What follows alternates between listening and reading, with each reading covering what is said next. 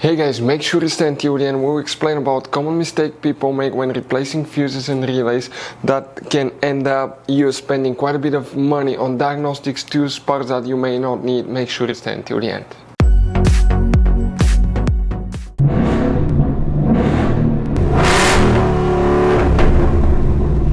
Hey guys, welcome back to Free Car Repair. Thank you guys for watching and subscribing to the channel. Today will be super helpful video to any of you guys having a Ford Explorer, that generation here from year 2011 to year 2015. If you need to find where the left and right turn signal fuses and relays are located, where you can expect to find them, where you can buy cheap parts and tools, that way do not waste money and time, all that will be covered absolutely free for your convenience. Please make sure you stay until the end.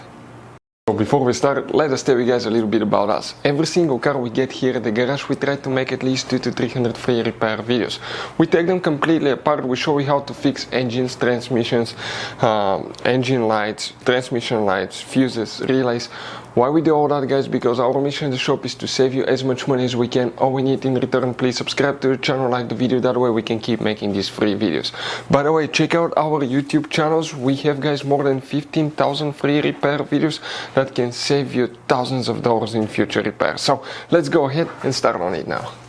So guys, what you can expect to find the fuses and the relays for the left and right turn signals. We will demonstrate on this Ford Edge here. Now guys, what do we need to do here? First we need to go ahead and open the driver door. There in the footwell compartment on the driver's side, behind the parking brake paddle, look up in the dash all the way upside down on the left side. You will see one black cover like this one. Press these two tabs here, pull that cover out, and behind it you will find the main interior fuse box with a layout like this one here. Before we continue, let's explain quickly why it's always a good idea to test fuses and relays.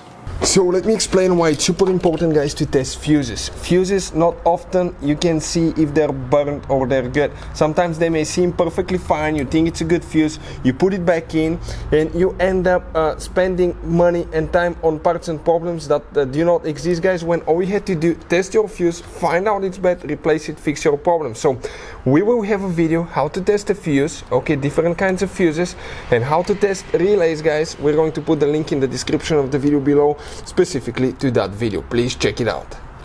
So guys, here what we need to check, we need to check three different fuses. The first one, okay, on this side, now that's fuse number 10, 11, 12, 13.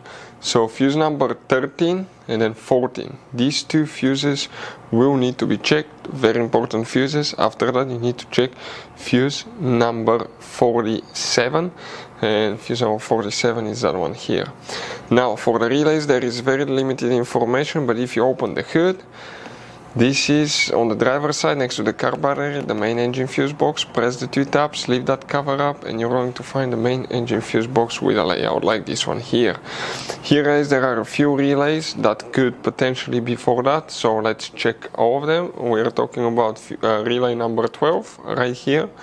That's the first one that you need to check. Then check relay 37 right here. You need to check that relay.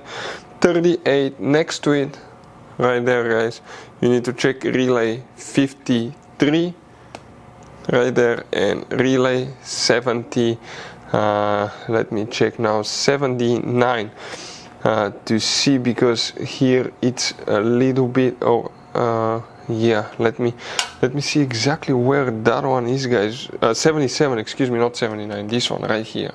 So all these relays will need to be checked as well if your turn signals do not work. So guys, by the way, you have all kinds of different fuses, relays, circuit breakers, and check under the hood. It's even more complicated, guys. And even you have some special fuses, okay, like this one right here.